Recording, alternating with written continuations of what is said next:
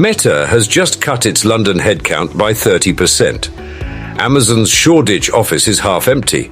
The startups that were supposed to turn London into the European Silicon Valley are dying by the dozen every week. Property prices in tech-heavy areas are crashing, not adjusting, crashing. Shoreditch down 20%. King's Cross down 18%. And we're only just getting started. The mayor keeps talking about London being a global tech hub, but I've been tracking the numbers, speaking to people inside these companies, watching the property transactions. The reality is completely different. The tech money that pushed London property to insane levels is leaving. And when it's gone, what happens to prices? To understand how bad this is going to get, you need to understand how crazy it became. From 2020 to 2023, London went mad for tech. Every American tech company wanted a London office. Every European startup wanted London funding. The money was stupid, absolutely stupid. Google bought a building in King's Cross for $1 billion. $1 billion for one building.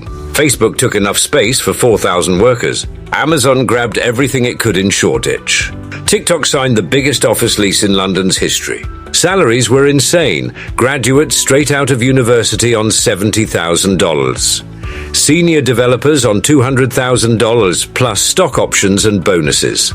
These people had more money than they knew what to do with. So they bought property, competed with each other, and pushed prices to absurd levels. A converted warehouse in Shoreditch worth maybe $400,000 in 2019 was $1.5 million by 2022, and people were fighting to pay it. The knock-on effect destroyed entire neighborhoods. Hackney became unaffordable overnight. Bethnal Green gentrified so fast locals didn't know what hit them. Even Peckham got tech workers moving in because they couldn't afford Shoreditch. Estate agents were having the time of their lives. Everything sold instantly. Cash offers everywhere. People paying way over asking just to beat other tech workers. It was madness. Complete madness. And everyone thought it would last forever. Then the layoffs started. Not the ones you read about. The real ones. When Meta announces 20,000 global layoffs, they don't say how many are in London. When Google cuts 18,000, they don't break down UK numbers. But I've been tracking it through LinkedIn, through people I know, through actual office occupancy. Meta's King's Cross office, capacity 4,000, current headcount under 2,000. That's 2,000 high-paying jobs gone. Amazon's Shoreditch site was built for 2,500 people. Maybe 700 are there now. Google is still pretending everything's fine, but entire floors are empty. Teams that had 50 people now have 10. Projects cancelled, budgets frozen. But it's the startups that are being destroyed. The fintech firms that were supposed to revolutionize banking, dead. The AI startups that were meant to change everything, out of money. Crypto companies. Don't make me laugh. I know a tech recruiter. Last year, she placed 5 people a week. This year, she's placed 3 people in 6 months. The jobs simply don't exist anymore. When the tech jobs go, the property market goes with them. Look at actual transaction data, not asking prices. A flat in Shoreditch that sold for $900,000 in 2022 just went for $650,000. That's a $250,000 loss in 2 years. King's Cross, where Google is, properties down at least 20%, some much more. There's a 2-bed listed at $800,000. 6 months later, still unsold, now reduced to $575,000, still no buyers. But here's what really matters. Transaction volumes have collapsed. In Hackney, sales are down 45%. Not prices, sales. Nothing is moving. Properties sitting for months with no viewings. New build developments are catastrophic. All those towers built for tech workers, empty. Properly empty. I counted lights in a King's Cross development last week. 300 flats. Maybe 40 had lights on. Developers are desperate.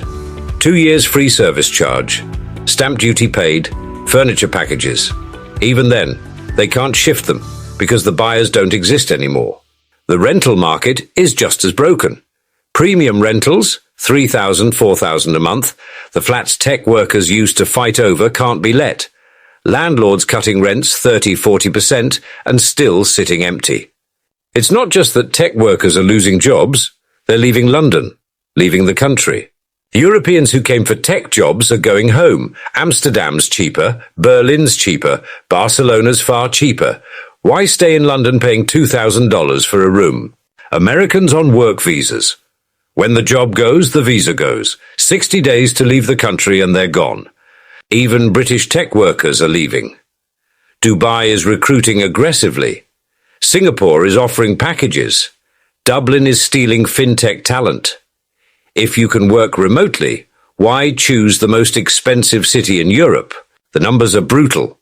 London lost 40,000 international workers in Q3 2024. Not students, not tourists. Workers, people who paid tax, rent, and bought property. They're not being replaced. Tech hiring in London is down 70%. New jobs are in hospitality, retail, minimum wage roles. You don't buy a $1 million flat on $25,000 a year. So what's Sadiq Khan doing? Living in complete denial. Last month he gave a speech calling London the undisputed tech capital of Europe, while tech firms are literally leaving. It's delusional. His plan? More marketing.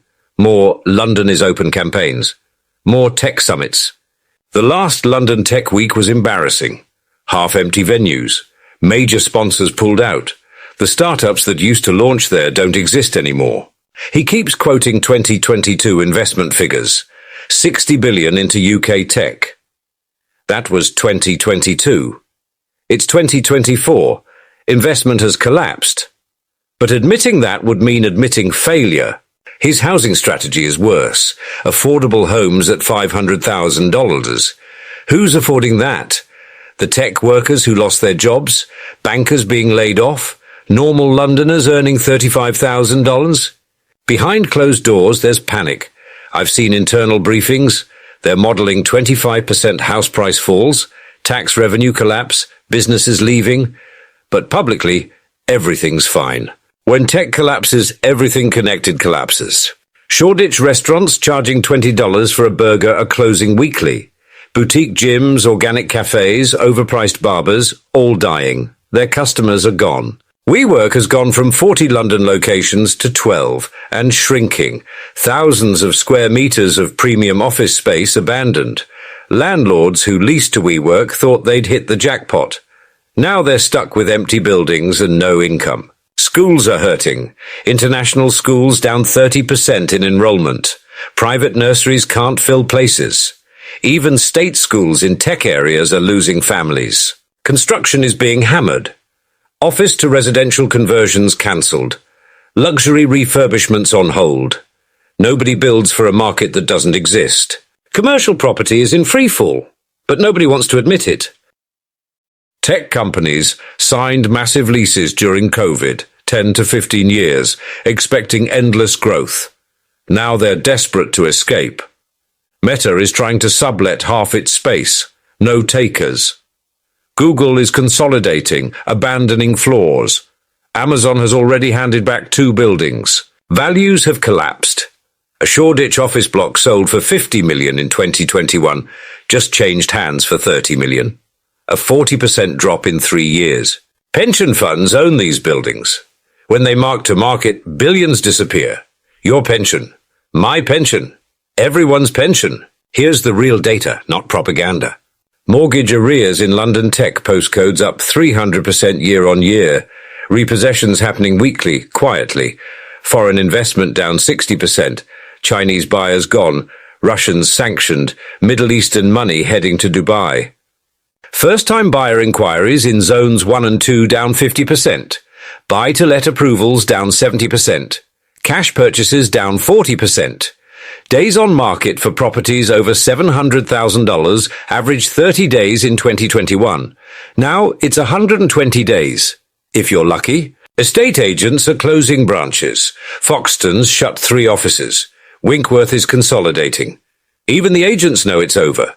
Early 2025 is when this turns from bad to catastrophic. More layoffs are coming. Every tech firm is planning another 20–30% cut. The survivors of 2024 won't survive 2025. Lease defaults begin. Firms would rather go bust than pay for empty offices. Institutional investors start dumping. When big money panics, prices don't drift. They collapse. The government can't save this. They can't cut stamp duty. They need the cash. They can't subsidize buyers. They're broke. They can't slash rates. Inflation's still here. By mid-2025, London property will be down 25–30% from the peak. That's conservative. The casualties are mounting. Tech workers trapped in negative equity, buy-to-let landlords ruined, developers going under, pension funds bleeding billions. This isn't a cycle. It's a structural change. Tech doesn't need London offices anymore. Workers don't need London prices. That knowledge doesn't reverse. London is becoming a tourist city with banks, like Venice or Florence. Pretty to visit, impossible to live in. Sadiq Khan knows it's over. Internal models are apocalyptic, but he can't admit it. So he lies from podiums while the city burns. London bet everything on tech. That bet failed. Property prices aren't adjusting, they're collapsing. And nobody in power wants to admit how bad it's going to get. But the numbers don't lie. The exodus is real, and London's time as Europe's tech capital is over.